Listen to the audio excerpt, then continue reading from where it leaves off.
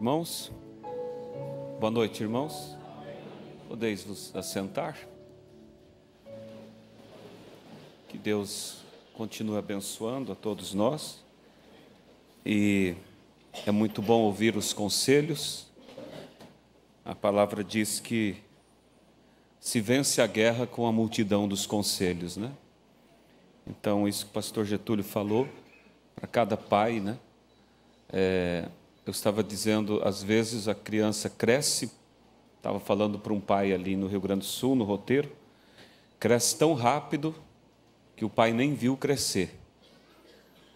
E quando menos percebe, a criança já passou o tempo de você ter ajudado ela. Nós devemos dar mais atenção, né, para a responsabilidade que Deus tem colocado sobre nós. Amém? Temos aqui não sei onde que eu coloquei, um aviso, né? Isso. A excursão para o EJM, Encontro de Jovens da Mensagem, que vai ser em Porto Alegre, nos dias 18, 19 e 20 de janeiro, ainda tem 6 vagas. Vocês procurem, quem deseja ir, falar com a irmã Eliana. O valor é 350 e creio que está tudo incluso, né? O ônibus, a estadia, a alimentação. Então, vale a pena. É o que eu dizia também a esse pai, também conversando. Eu disse, o dinheiro mais bem investido é aquele que você investe para que teus filhos estejam aonde Deus está se movendo. Então, os pais precisam estar sempre atento ao que os seus filhos precisam, a fase deles. Você não vai continuar tratando com eles depois que eles têm 18 anos, como você tratava quando eles tinham 10, 12 anos.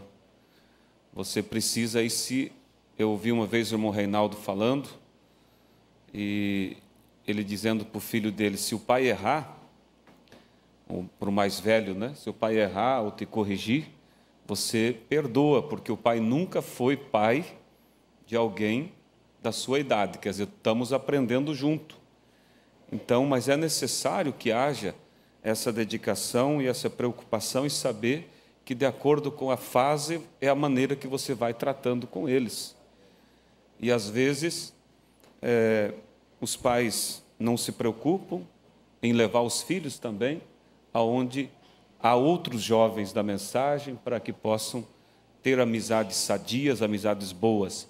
E esse encontro de jovens tem sido focado nesta linha. Nós somos testemunha e quem tem ido tem voltado trazendo esse testemunho de que são reuniões voltadas ao crescimento espiritual dos jovens. Não só dos jovens, mas de todos que ali vão, de alto nível espiritual, compartilhando experiências e focando mais na questão de uma experiência pessoal com Deus. Então, você não vai perder em estar ali ou apoiar seus filhos a estarem ali. Amém? Se o seu filho não quer ir, fosse para o estudo, muitas vezes, você força ele, você senta, você diz, tu precisa disso, meu filho. Quanto mais para as coisas de Deus, né? É algo muito preocupante um jovem não desejar estar onde há um trabalho voltado a eles. Então, isso já acende a luz vermelha quando você vê que eles não têm interesse.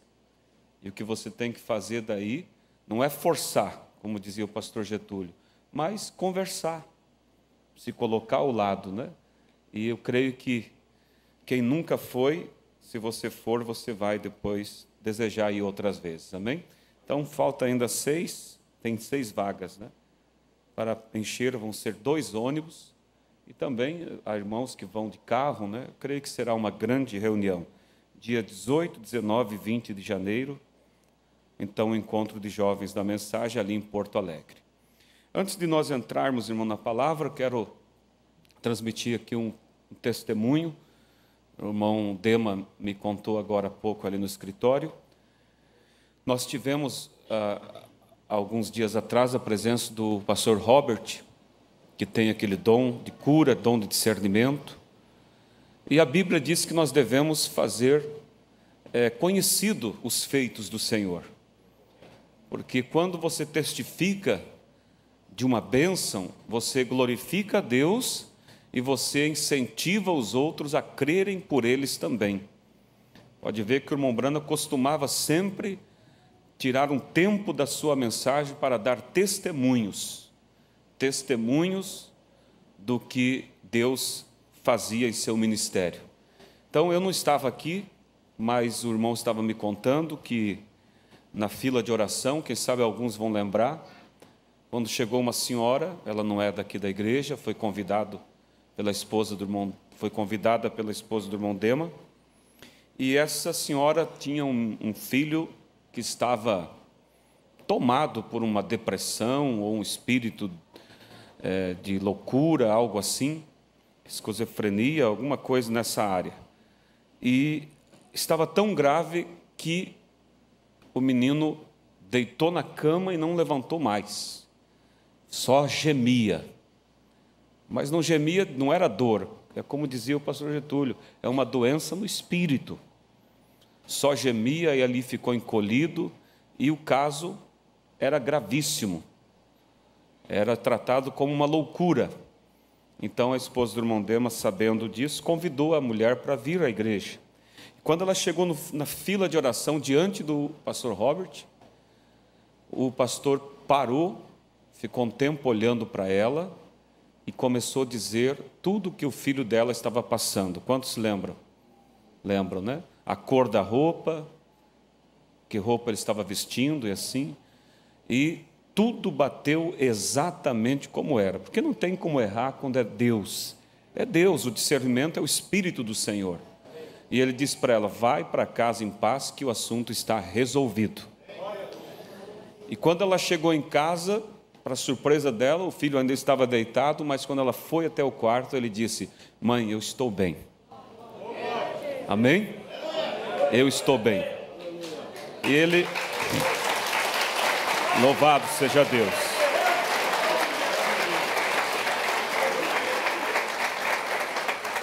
Mas ele continuou ainda deitado, não se levantou.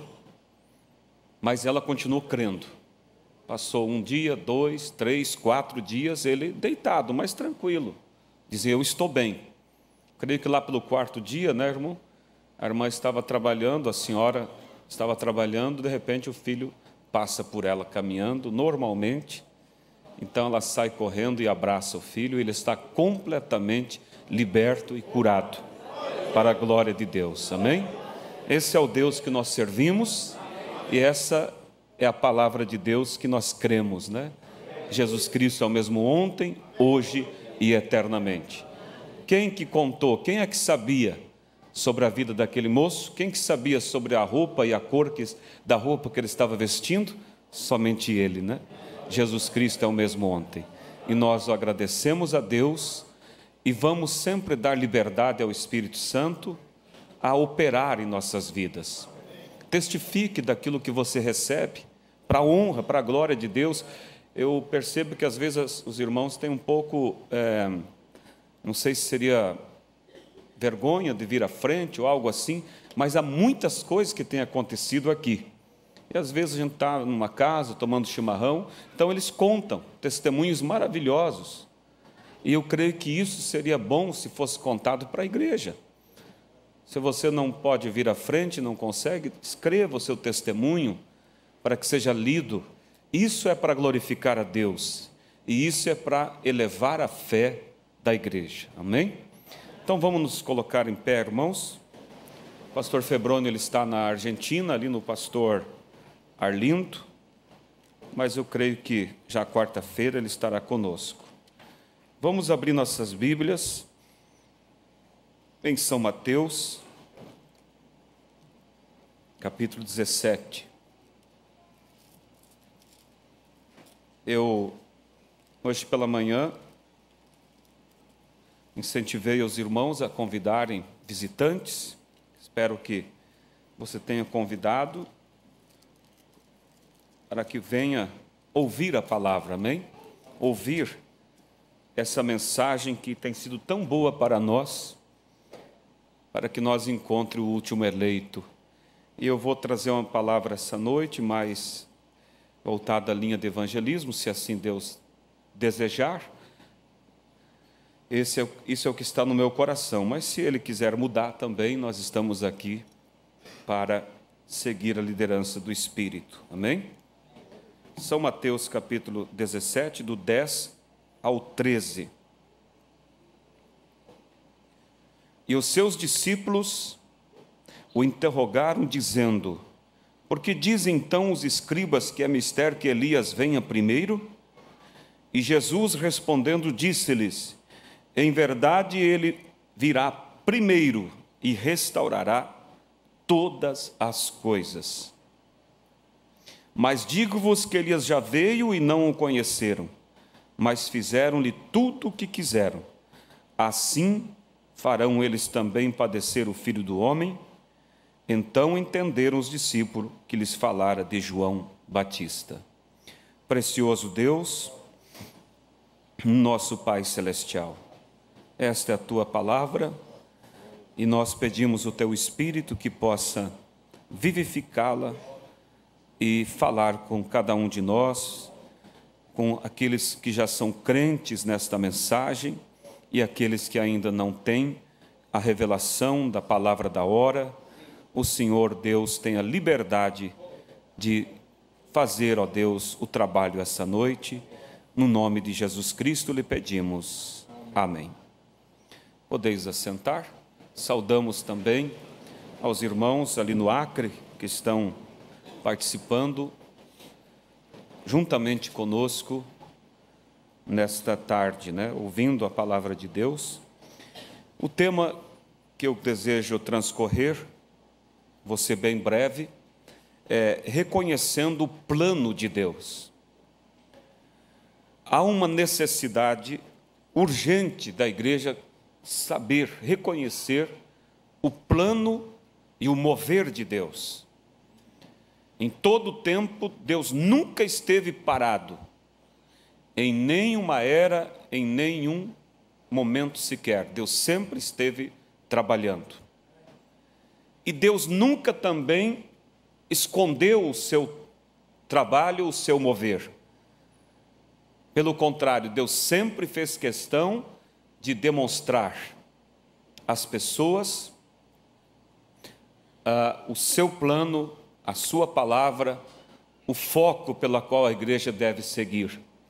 Mas, infelizmente, nós vemos que, na maioria das vezes, ou em todas as oportunidades, sempre a minoria conseguiu captar o mover de Deus.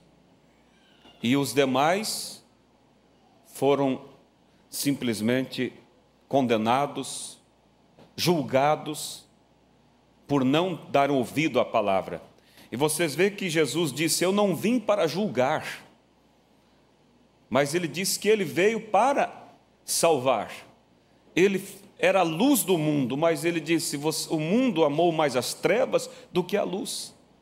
Então, o objetivo de Deus é salvar.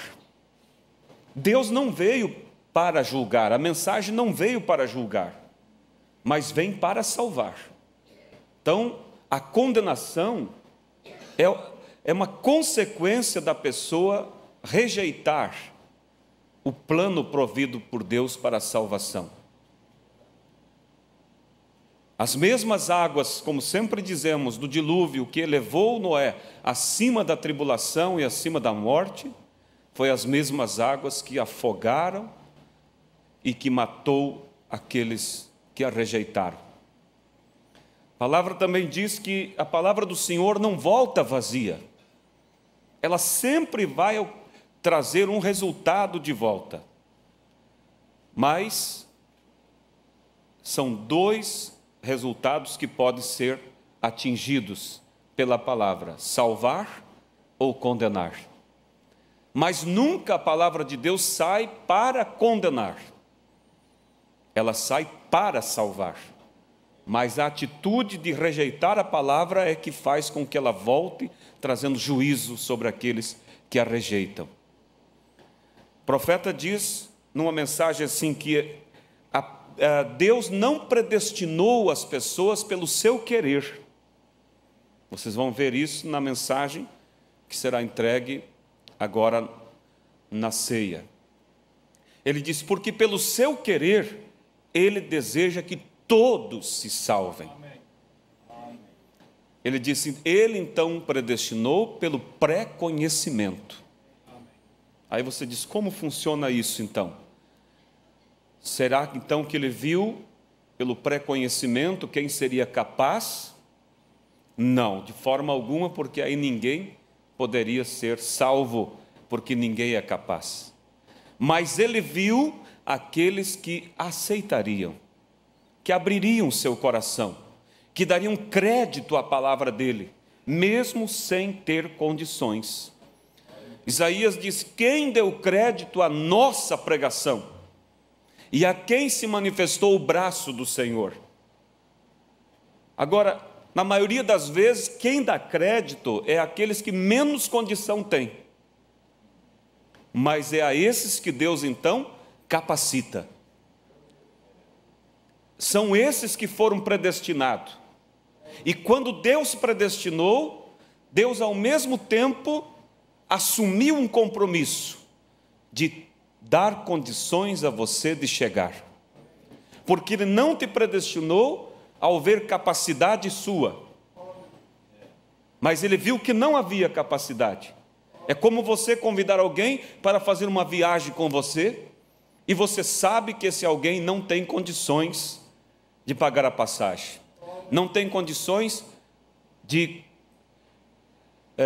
custear a alimentação e hospedagem e assim por diante. Se você o convida sabendo que ele não tem condições, você está então automaticamente se comprometendo a sustentá-lo na viagem. Foi o que Deus fez por nós. Ele sabia que nós não podíamos, mas Ele viu que você suspiraria, que você daria crédito, amém? Mesmo sem compreender, mas você diz, Senhor, eu quero. Senhor, obrigado por ter enviado a Tua palavra, não tenho condições, mas eu vou me colocar no caminho. E o Senhor me leva, o Senhor me capacita, o Senhor vença por mim o pecado, porque eu não dou conta. Então, a prova, o sinal de um predestinado é esse desejo, é esse suspirar por Deus, é esse suspirar pelo que é certo. Amém? Então, mas em todo o tempo Deus está trabalhando para salvar. E é necessário as pessoas então reconhecer o plano de Deus para o momento, para a hora que estamos vivendo. Você sabe que o que nos pertence, irmãos, é o hoje. A mim não me pertence o amanhã. A mim não me pertence mais o ontem, porque se a mim pertencesse o ontem, eu poderia consertar o que eu errei ontem. Mas eu não consigo acertar aquilo que passou, porque o ontem não me pertence. Mas eu consigo no hoje pedir graça para Deus para não errar naquilo que eu errei ontem. Então veja, a nós pertence o hoje. O ontem já passou, o amanhã ainda está para chegar, então vamos viver o hoje, vamos procurar saber o hoje, o que Deus tem para nós fazer hoje. O que é que Deus está buscando de nós hoje? Porque se o nosso foco estiver no ontem, no passado, aí está o problema. O profeta disse, há pessoas que crê num Deus da história, um Deus do ontem, um Deus que fez, mas de que serve um Deus que fez, se Ele não fizer hoje? De que serve um Deus que curou, se Ele não puder curar hoje? De que serve um Deus que salvou, se Ele não estiver salvando hoje? Então, irmãos, se olharmos só para o passado, se nós ficarmos olhando para trás, a nossa fé será uma fé histórica, uma fé do ontem, do que aconteceu, e não vai ter resultado, porque a fé para produzir tem que ser a fé no hoje, crendo que o Deus do ontem, Ele é hoje, Ele está presente, Ele pode fazer as mesmas coisas. Amém?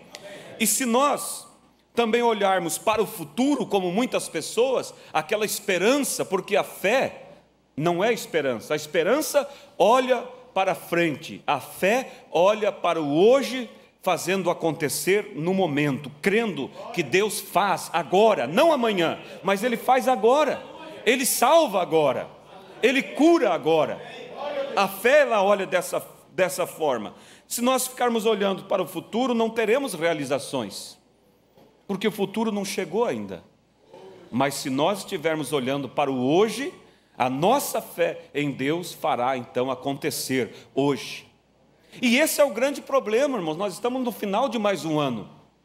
No final do ano passado, retrasado e assim por diante, muitos chegaram diante do fim do ano e disseram: não realizei nada.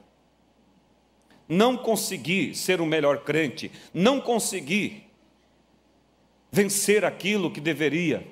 E aí eles jogam a fé para frente de novo. Nesse ano, as coisas vão mudar. O ano que vem, que está chegando, vai mudar. É uma fé futurista. E assim vai passar janeiro, fevereiro, e vai adiante, só olhando para frente, vai chegar ao final do ano, não fez nada de novo. Mas quando você parar e olhar, viver a cada dia o hoje, aí você vai chegar no final do ano com a vitória daquilo que você realmente precisava. Porque você não está esperando para amanhã. A Bíblia diz: basta para cada dia o seu mal. É o hoje, nós temos que buscar resolver hoje. Ver o que Deus espera de mim hoje. Porque o amanhã pode não haver para mim mais. Amanhã eu posso estar numa sepultura. Amanhã pode o arrebatamento ter acontecido. Mas o diabo está lutando, irmãos, e tentando jogar a fé das pessoas sempre para depois. Sempre para amanhã. Fazer elas se empolgarem com o que aconteceu ontem no passado. E dizendo: um dia isso vai acontecer também. Eu já vi pessoas, irmãos, infelizmente, esperando o poder da palavra falada para consertar as coisas que estão estragadas hoje. Quando aquele poder vier, muitas coisas vai ser colocado em ordem. Irmãos, desde quando? Aquele poder vai vir sobre vidas que já estão vivendo hoje, consertados. Não vai vir para consertar, irmãos. Ela vem para selar uma vida já, que vive em Deus. Então vamos colocar perante Deus a nossa vida e crer que Ele pode fazer ou viver hoje o Evangelho, e o amanhã, se houver, vou viver também. Amém? Na mensagem, a presença de Deus não reconhecida, o profeta fala, mas antes de lermos no 38 ao 41, vamos observar alguns exemplos do perigo, do problema das pessoas não reconhecer o plano de Deus. E muitas das vezes não reconhece o plano de Deus porque está olhando para amanhã e Deus está com o plano dele para agora. Outras vezes não reconhece o plano de Deus porque não se submete à simplicidade do que Deus está fazendo e da maneira que Ele age. Quando Deus foi destruir o mundo com o dilúvio, Deus chamou Noé e disse: olha, o pecado do povo tem chegado até mim. A coisa não tem mais o que fazer. Eu vou destruir, Noé, esse mundo. Mas para a sua família, há um escape. Tenho visto que você é um homem justo. Construa uma arca. E ao mesmo tempo que você estiver construindo esta arca, você pregue ao povo para que se arrependam, porque eu não quero que eles pereçam. Deus não tem prazer, irmãos, na morte do ímpio.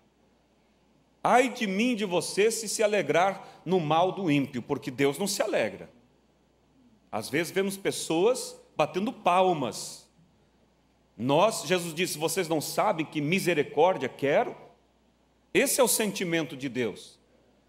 Agora, não podemos impedir também que aconteça se as pessoas rejeitam. E Deus disse então para ele, e ele começou a construir a arca, e ao mesmo tempo, pregar ao povo, condenar o pecado. Deus se cansou com o pecado. Deus vai destruir esse mundo. Vocês precisam se arrepender. É agora, é hoje. Eu estou construindo um barco, uma embarcação, e aqueles que se arrependerem e entrarem ali serão salvos. Vocês sabem a velha história do dilúvio. Mas eles simplesmente riam. Eles tinham suas religiões muito bem formadas, com teólogos, com grandes homens. E eles pensavam, se Deus tem alguma coisa a fazer, vai fazer através da nossa igreja. E pior ainda, irmãos, quando eles diziam assim, vamos lá ver o barco do Noé. Chegava lá aquele monte de toras cerradas. Para que essas toras, Noé? Ué, para construir a arca. Aí eles diziam, agora nós vimos que o velho está louco mesmo. Qual a madeira que ele estava usando? O gofer, semelhante ao ambuzeiro que nós temos aqui. Não presta nem para fogo. Você joga ele na água, ele encharca e afunda. Eles diziam, agora se nós tínhamos alguma dúvida quanto à loucura do Noé, agora não temos mais. Não reconheceram o plano de Deus, porque Deus estava na simplicidade, irmãos. Agora, a Bíblia diz que a palavra de Deus é loucura para o mundo. Aí é onde as pessoas têm que se submeter à simplicidade do Evangelho. Mesmo que você não compreenda, é a palavra de Deus, creia. Faça o que Deus disse para fazer, e Ele será responsável pelo resultado daquilo que Ele falou. Mas o que Deus estava fazendo, irmãos? Deus sabia que o juízo era muito terrível. Vocês já viram quando chove e o rio transborda, como é furioso? Ele vira embarcações, ele leva casas de arrasto, tudo. Então, para suportar o juízo, precisava um super barco. Não era um barco qualquer. E as madeiras melhores para construir navios, elas iriam rachar no primeiro impacto que o barco desse contra uma rocha. Aí você pensa, mas e o gofer então, que pode se quebrar com a mão? Deus se esconde na simplicidade. Deus se esconde na simplicidade da sua vida. Aquela madeira porosa, fraca, imprestável, ela tinha uma capacidade: reter a presença de Deus, reter o betume. Nenhuma outra madeira poderia absorver o betume. E o betume é o tipo do Espírito Santo. Deus disse para Noé, corte essa madeira e, ao mesmo tempo, você vai colher a resina, o betume de uma determinada árvore, agora esqueço o nome. E Noé golpeava ali, e ela então soltava aquela resina. Você já viu o pessegueiro? Você bate nele, logo ele solta uma resina. Aquilo é bem maleável. Aquilo não há como passar umidade. E então Noé fervia aquele betume, despejava sobre o gofer, e aquele betume então penetrava em todos os poros, em toda a fraqueza da madeira. E quando secava, ela ficava totalmente impermeável. Não passava umidade. E mais, ela era maleável também. Deus precisa de pessoas maleáveis. Não pessoas duras, orgulhosas. Elas vão quebrar. Muitos lares têm quebrado porque são duros, são orgulhosos. Aquele homem é durão, aquela mulher é durona. Não, você tem que ceder. A vida tem que ser acompanhada dessa sabedoria. Você tem que ceder às vezes. Recuar às vezes não é perder, é uma estratégia para avançar. Você só nunca pode recuar para o pecado. Então, quando Noé construiu aquela arca, e aquele dilúvio veio, aquela pressão, aquela fúria, quando jogava, irmãos, o barco contra a rocha, irmãos, ele simplesmente dava ali, e a madeira cedia, mas não quebrava. É isso, irmãos, somente a tua vida, betumada pelo Espírito Santo de Deus, vai suportar a fúria do tempo em que estamos vivendo. Você é esse gofer, cheio de falhas, mas você tem que admitir, chegar e dizer: Deus, eu reconheço que sou falho, eu reconheço que não posso, mas que o teu Espírito venha, Senhor, encher a minha vida. Se renda a Deus. E então esse betume vem, penetra na sua fraqueza, penetra na sua vida. E aí, irmão, não tem demônio do inferno que vai romper a sua vida, que vai romper a sua fé. Mas o mundo não reconheceu o plano de Deus. E o dilúvio veio e eles morreram. Podemos olhar para Jesus Cristo quando veio. A promessa, a Bíblia falava de um profeta mensageiro que estaria ali preparando o caminho para o Senhor.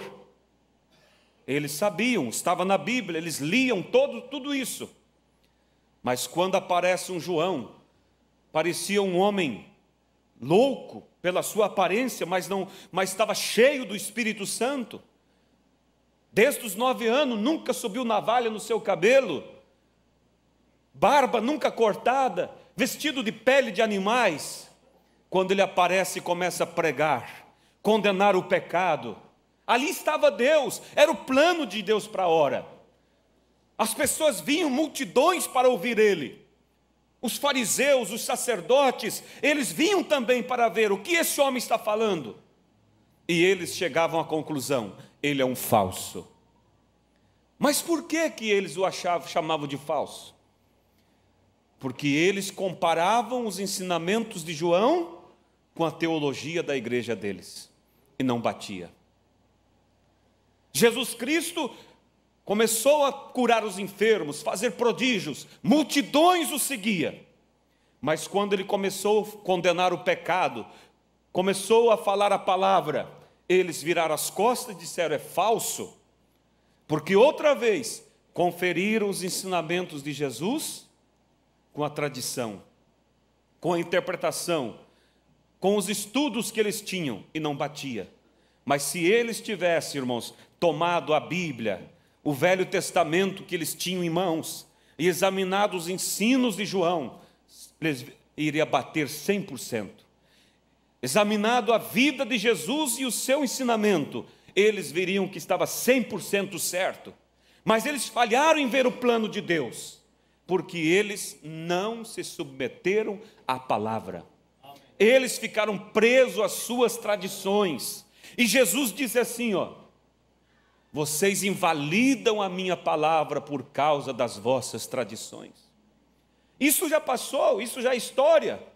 Mas nós estamos vivendo agora, diante do maior acontecimento que a humanidade presenciou: a segunda vinda de Cristo, quando Ele vem para levar os seus redimidos. E Ele não mudou, irmãos. Ele tem um plano, há um plano de Deus. Assim como houve um plano para resgatar no dia do dilúvio, houve um plano para preparar o povo para receber o Messias. Há um plano agora, igreja, visitantes, pessoas que nos assistem pela internet. Há um plano para salvação, há um plano para reunir a noiva num lugar para que ela seja arrebatada. Deus não está parado, Deus está trabalhando, há uma mensagem, há um mover de Deus, e esse plano está de acordo com a natureza que Deus sempre teve, porque Ele nunca mudou. Certamente o Senhor Jeová não fará coisa alguma sem antes revelar o seu segredo a seus servos, os profetas.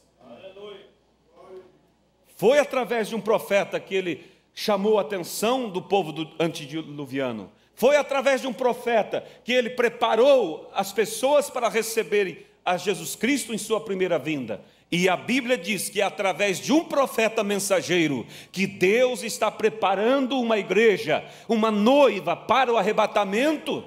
É necessário as pessoas ver, entender e captar o plano de Deus. Mas só vamos captar o plano de Deus se for olhando por essas escrituras.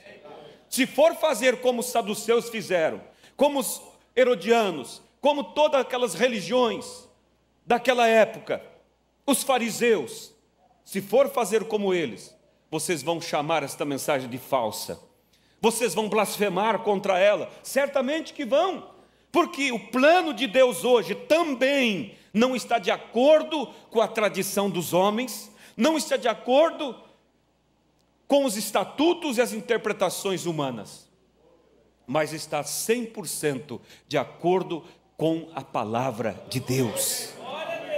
Na mensagem A Presença de Deus Não Reconhecida, parágrafo 38, veja o que diz o profeta desta era, falando sobre a escritura que nós lemos aqui, Mateus 17, quando eles perguntaram para Jesus, e os seus discípulos o interrogaram dizendo, por que dizem então os escribas que é mister que Elias venha primeiro? E Jesus respondendo disse-lhes, em verdade Elias virá primeiro e restaurará todas as coisas.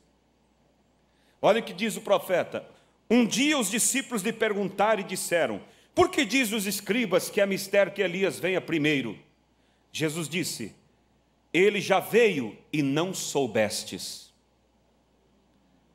Ele já veio e não souberam.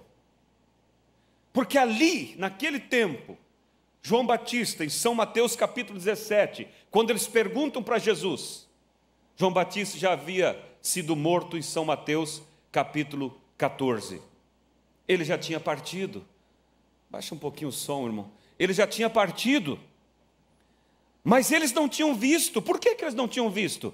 Porque eles compararam o ensinamento deles, o ensinamento de Jesus, de João Batista, com a religião, com o estatuto deles, e não viram. E não viram. E Jesus disse assim, veja só, porque um dia os discípulos lhe perguntaram e disseram, por que diz os escribas que é mistério que Elias venha primeiro? Jesus disse, ele já veio e não o soubestes. E entenderam que foi João Batista. Aqueles apóstolos eleitos ainda assim não puderam ver quem ele era. Aquele foi o Elias. Agora veja, você sabe, a vinda do Senhor vai ser uma vinda secreta. Ele disse, estarão dois numa cama, e eu levarei um e deixarei um. E ali, dois no campo, e eu levarei um e deixarei um. Você sabe, há tantas pessoas que desaparecem diariamente da face da terra, das quais ninguém consegue prestar contas. Um desses dias, pode ser que as pessoas digam, bem, quer dizer que a tribulação, quer dizer que a tribulação, isso está sobre nós agora? Pensei que era para a igreja ir antes da tribulação. Eles não percebem e entendem que o arrebatamento poderia acontecer e não saberiam nada sobre ele. É a partida secreta da igreja. Assim como lá nos dias de Jesus, João Batista tinha vindo, tinha anunciado a chegada do Messias, e eles não perceberam. Jesus disse, Elias já veio e vocês não viram. Vai acontecer de novo. A tribulação estará rugindo aí. 2 profetas estarão em Israel pregando para os 144 mil judeus. E muitos vão olhar e vão dizer assim, bem, calma aí.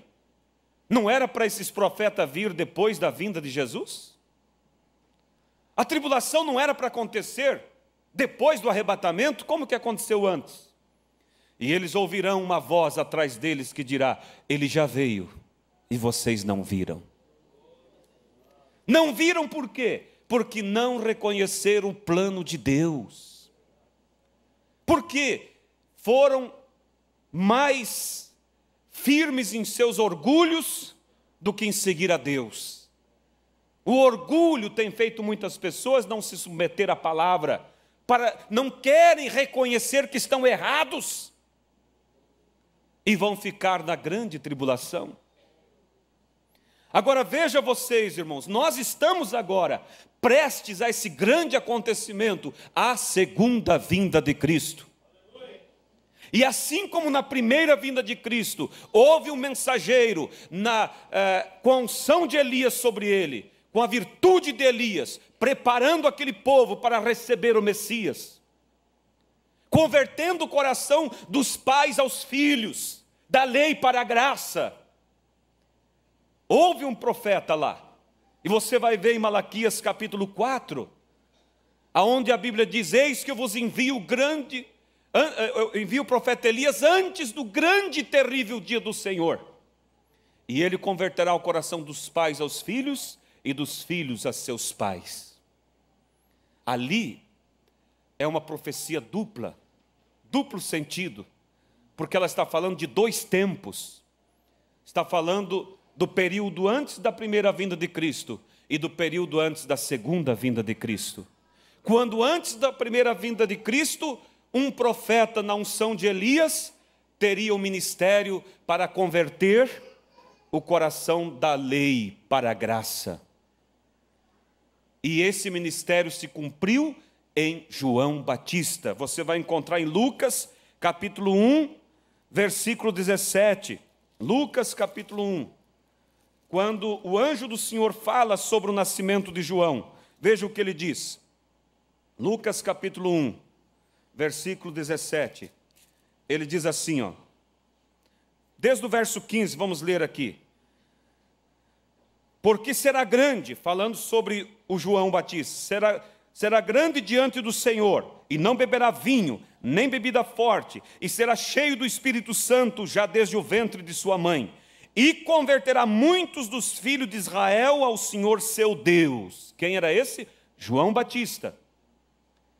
E irá adiante dele, adiante de quem? Na frente de Cristo, preparando o caminho para a chegada de Cristo, do Messias.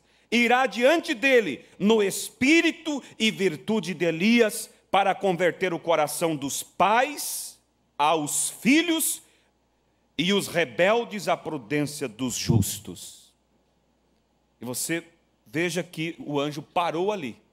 O anjo não citou o restante de Malaquias 4, 5, aonde diz: e o coração dos filhos aos pais.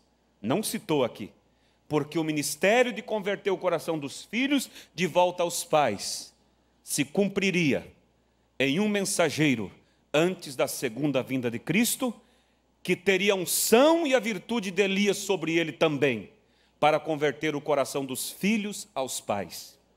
Ou seja, o meu e o seu coração, de volta à fé dos pais apostólicos, de volta ao batismo em nome do Senhor Jesus Cristo, de volta à Santa Ceia Bíblica, à doutrina apostólica.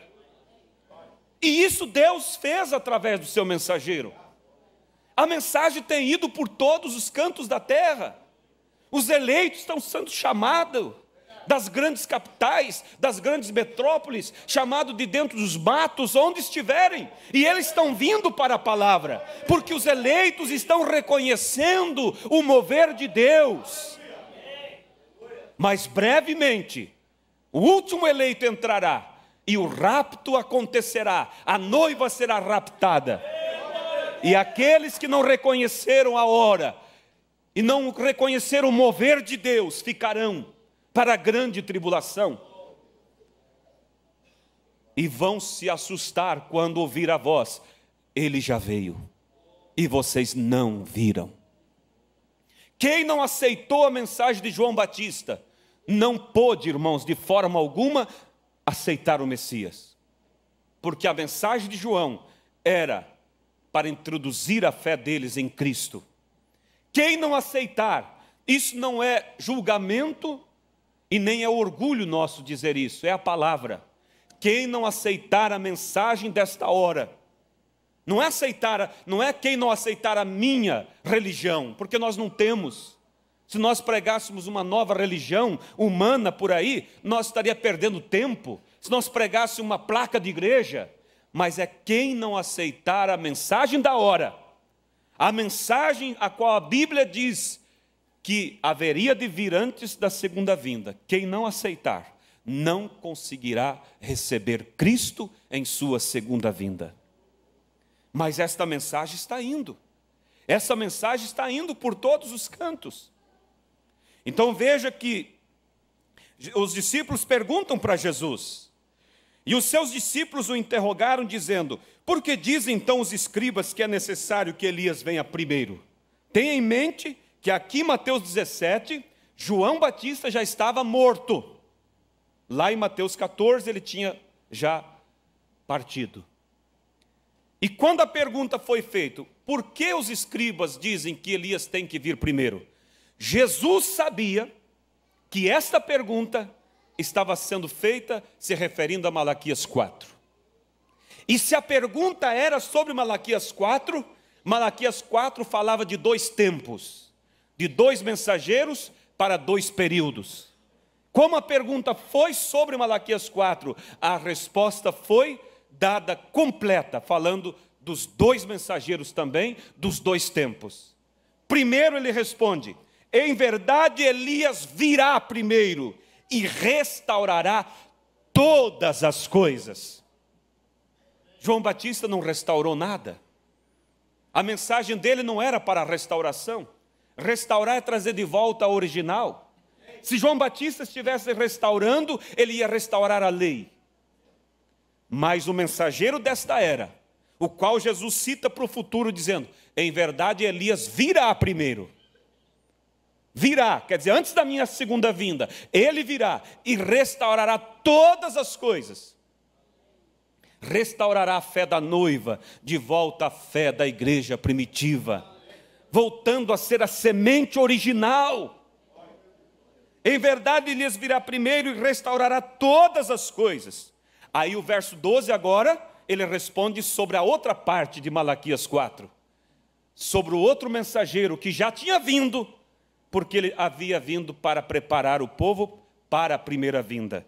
E ele diz: mas digo-vos que Elias já veio, e não o conheceram, mas fizeram-lhe tudo o que quiseram, assim farão também padecer o Filho do Homem.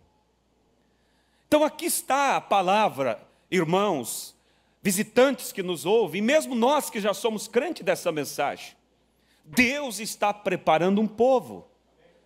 A mensagem está percorrendo todos os cantos. Há um mover de Deus, não só na área de evangelismo, mas também depois que as pessoas são trazidas, esta mensagem ela é completa. Ela te prepara para o arrebatamento, ela te veste.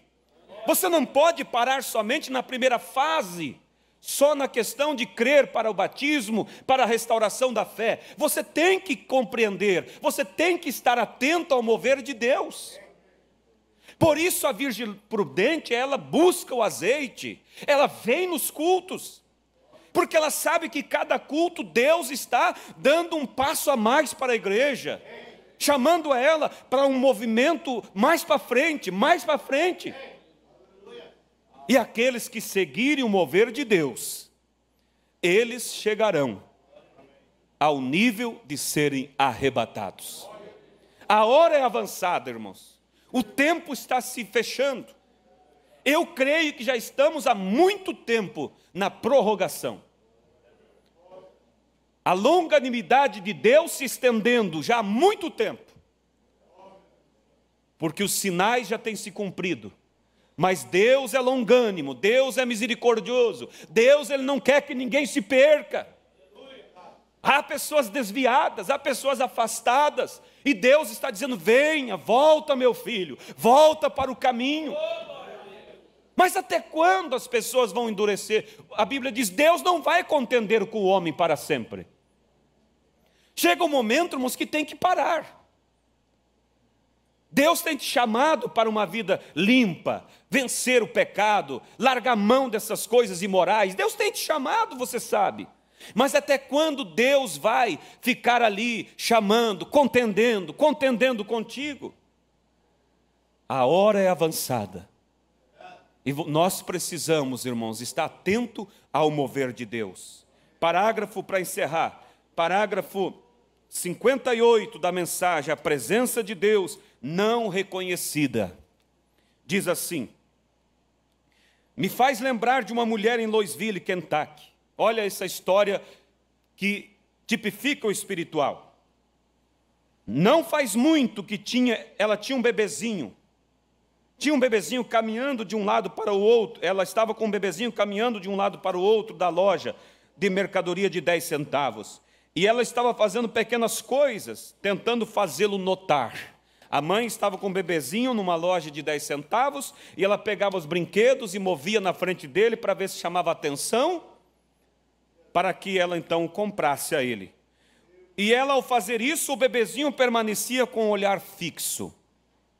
E finalmente ela apanhou um sininho, qualquer coisa que deveria atrair a atenção de um menininho daquele tamanho. E ela balançou o sino e o menininho simplesmente ficou olhando fixamente à frente. E ela começou a chorar e caiu. E algumas das pessoas vieram ajudá-la e ela disse: "Oh, não, não pode ser, não pode ser." Eu pergunto, quantos que Deus tem movido a palavra diante dos olhos? E o olhar dessas pessoas ficam fixo ainda olhando para o mundo. Fixo olhando para o seu orgulho. Estão fora da palavra, mas são orgulhosos. Querem voltar, desde que se estenda um tapete vermelho até a porta e o reverencie. O filho pródigo não voltou assim. Se há alguém nessa situação aqui, o filho pródigo voltou humilde e disse: "Eu não sou digno de ser chamado seu filho, eu não sou digno nem de ser um empregado seu, mas tenha misericórdia, receba-me como um empregado seu." E o que o pai fez? Lhe trouxe o vestido, lhe trouxe o anel da família, porque havia um arrependimento, havia uma sinceridade. Mas as pessoas querem o quê? Querem vir, mas querem que se justificar. Irmãos, até quando Deus vai contender? Até quando Deus vai contender? Será que eles não vê que a alma deles está em perigo? Será que não vê que o hoje pode ser o último dia? O amanhã pode não existir? Sai um acidente e lhe ceifa a vida? Ou o rapto pode acontecer? Para que não se humilhar? Para que não reconhecer? Eu errei. Ah, mas eu errei, mas foi porque fulano errou. Admita, reconheça o seu erro, reconheça a sua fraqueza. O outro, a questão é dele com Deus, é você e Deus. Mas veja, então quando ela moveu o brinquedo, o sininho, e a criança continuou olhando fixo, ela caiu no chão e gritou: "Oh, não pode ser, não pode ser." Disse, e alguém disse: "O que há?" Ela disse: "O médico disse que o bebê estava melhor." Disse: "O que há com o bebê, senhora?" Disse: "Bem, ele teve um acesso há cerca de 6 meses, que agora ele só fica sentado de olhar fixo, não importa o que seja que devia atrair a atenção desse bebê. Não lhe atrai a atenção, ele só fica sentado, de olhar fixo." O médico disse que achava que ele estava melhor, e eu o trouxe aqui para apanhar brinquedinhos, que devia atrair a atenção dessa criança, e não atrai. Ele ainda fica sentado, de olhar fixo. É assim, olha irmãos, é assim que a igreja está ficando. Deus sacudiu toda a promessa na Bíblia, diante deles. Ainda assim nós só ficamos fitando e olhando. Que é isso? Pode me mostrar um sinal? E está sucedendo o tempo todo, bem ao nosso redor. Trazer a presença de Deus devia nos iluminar. Quando Deus faz uma promessa, Ele respalda essa promessa. Sim, Senhor. Então, irmãos, é isso, Deus está movendo tudo o que tem que mover. Toda a palavra, todo o ensinamento, todo tipo de sinal.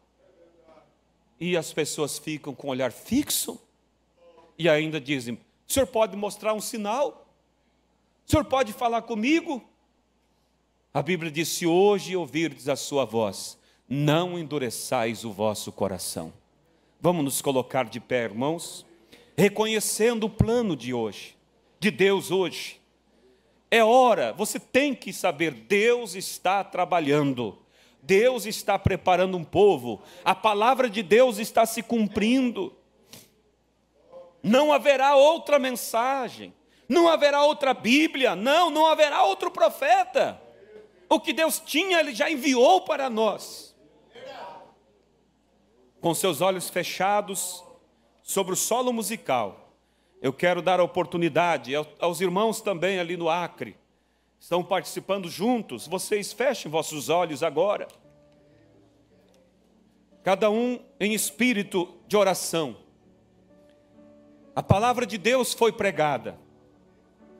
Você percebeu que a hora que estamos vivendo é uma hora avançada. O tempo já não é mais, a hora está se findando. E você tem sido jogado de um lado para o outro. Pense, se o arrebatamento tivesse acontecido ontem, onde você estaria hoje?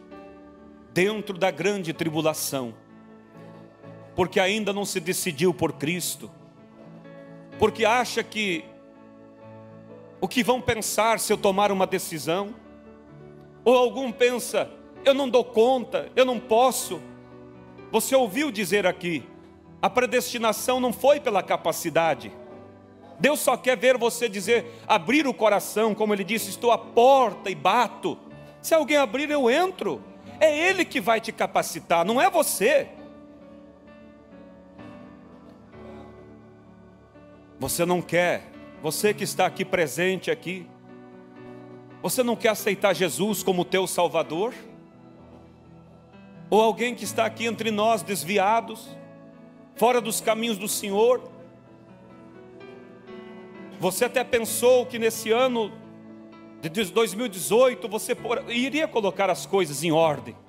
E o ano está chegando ao final e você ainda não voltou para a comunhão. Você tem aquele pecado, aquele erro escondido. Por que você não vem? Procura um ministério, acerta a sua vida. É por você, é pela sua alma. Alguém entre nós quer levantar a mão dizendo, eu quero aceitar Jesus como meu Salvador? Eu quero sair do mundo, há uma mão ali. A irmã gostaria de vir à frente, irmã, para que eu ore por ti. Eu sei que Deus está aqui. E há filhos de Deus que estão reconhecendo o mover de Deus para o hoje. Há mais alguém? Levante a sua mão, você que está afastado dos caminhos do Senhor. Aí no Acre, pode você vir à frente, haverá irmãos aí que vão orar por ti. Vão te visitar depois, te ajudar a você dar os primeiros passos nesta jornada para a vida eterna. Há mais alguém aqui entre nós que quer levantar a mão e dizer, eu quero voltar à comunhão? Eu quero ser batizado em nome de Jesus? Levante suas mãos, igreja, aqui para frente, para o altar. Nós vamos orar por essa alma preciosa. E se alguém entre nós que Deus está falando contigo e você não veio ao altar, eu te digo, volte para casa meditando nisso. Não deixe para voltar, tentar tomar uma posição quando for tarde demais. Vamos orar pela irmã.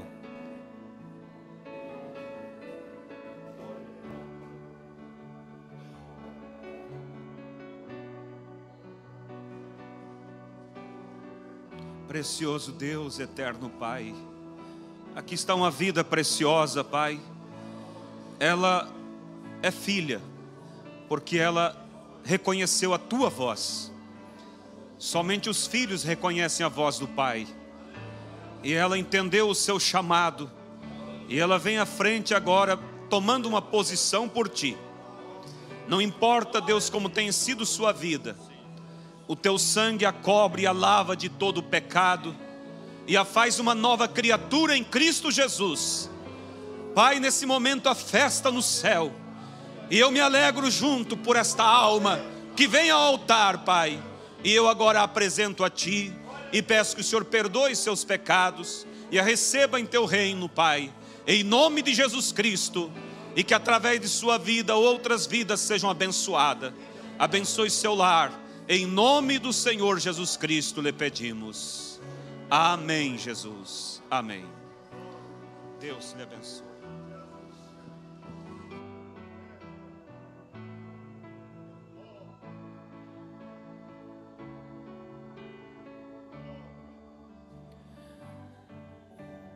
Ainda de olhos fechados, irmãos, alguém entre nós que a palavra tocou e você se enquadra naqueles que já estão na mensagem, mas Deus tem movido a palavra, Deus tem movido todo dia, toda hora, e você ainda mantém seu olhar fixo naquelas coisas erradas. Eu não vou forçar nada, mas eu sei que Deus está aqui. E eu peço para a igreja não ser curiosa, não abrir os seus olhos, porque são momentos de libertação. Uma certa vez uma irmã abriu o olho e um espírito errado a pegou. Você não gostaria de vir à frente para que nós orássemos por ti? Você quer vencer o pecado, vencer o mundo, vencer as paixões da carne? Quem sabe você não consegue. Mantenha-se com os olhos fechados, igreja. Alguns vindo à frente. Eu não vou forçar nada, mas eu sei que é uma oportunidade que Deus está dando para que vossas vidas tenham um rumo diferente. Deus quer tocar. Hoje em dia, o pecado tem sido tão fácil. Você não tem conseguido controlar a internet. Teus olhos estão fixos nessas coisas. Enquanto as almas estão vindo no altar, eu vou esperar. Depois estarei orando. Se há mais alguém que deseja a graça de Deus para vencer, e você reconhece que teu olhar está fixo, mas não em Deus, é hora de você vir à frente e dizer: Deus, tem misericórdia de mim. Deus está chamando jovens. Será que não há irmãos também que não sejam jovens? Vejo poucos aqui na frente, a maioria são jovens. Você precisa. A igreja vai orando enquanto as pessoas estão vindo, quietamente, lentamente ao altar. Eles estão vindo. Nós vamos orar. E Deus vai te dar vitória, Deus vai te libertar. Porque Deus conhece a sinceridade do teu coração. Você não deixa de ser um filho de Deus por ter as falhas que você tem. Você é um filho. Só que Deus quer que você voe mais alto. Por isso Ele te chamou, por isso Ele falou contigo essa noite. Vamos levantar as mãos, igreja. Precioso Deus e eterno Pai,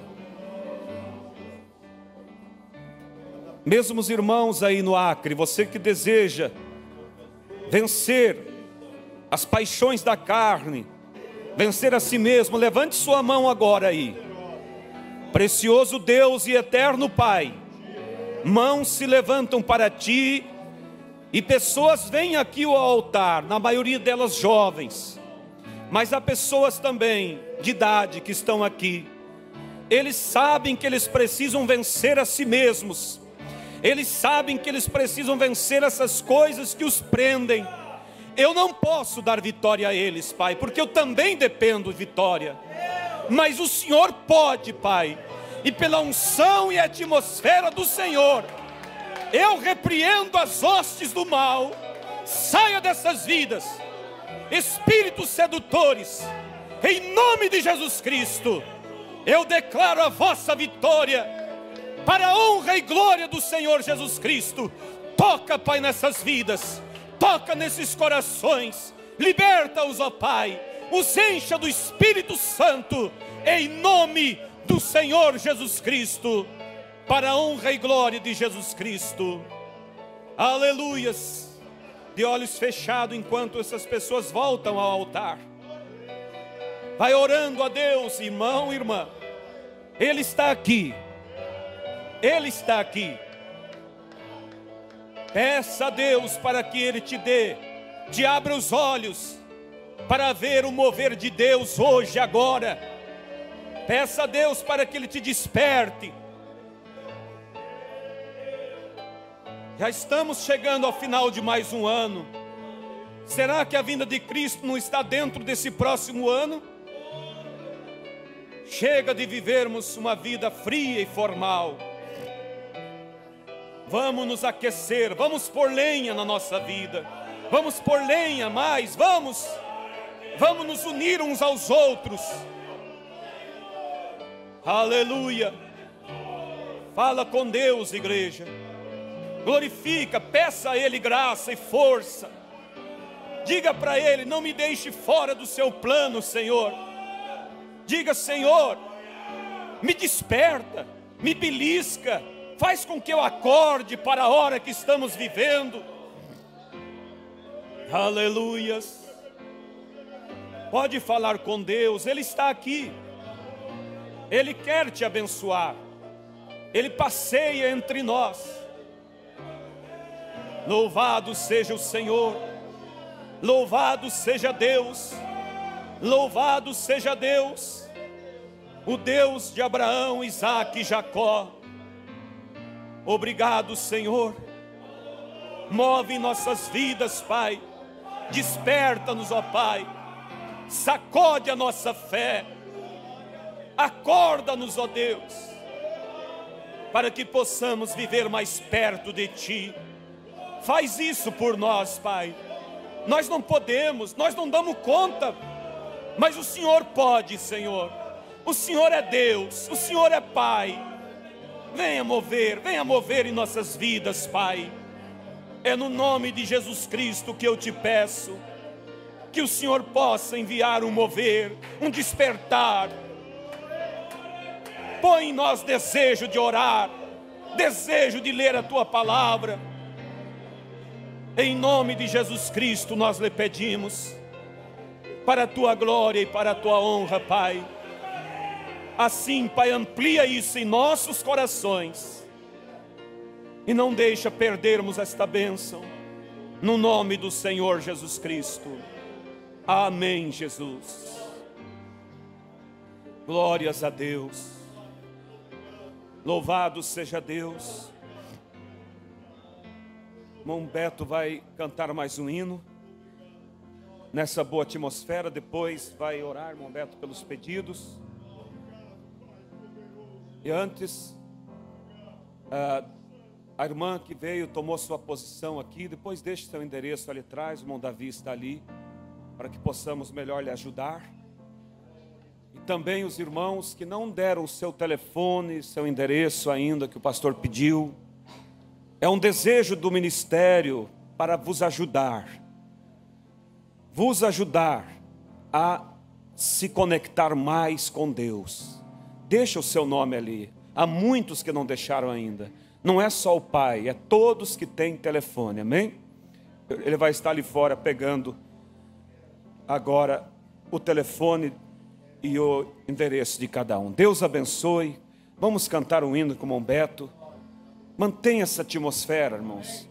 Guarde ela. Guarde ela. Volte para casa e dê continuidade a isso no teu coração. Amém?